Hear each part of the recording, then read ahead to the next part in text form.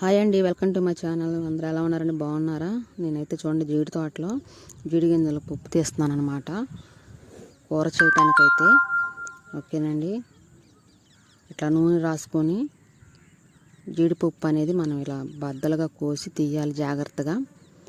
Oil రాసుకోకపోతే మన చేతులు అనేది పొట్టు ఊడిపోయిద్ది అనమాట. అలా కాకుండా ఉండటం కోసం అయితే ఆయిల్ రాసుకొని చేయాలి. ఇవి కూరలో కానీ నేను కట్ చేస్తున్నానండి నీట్గా.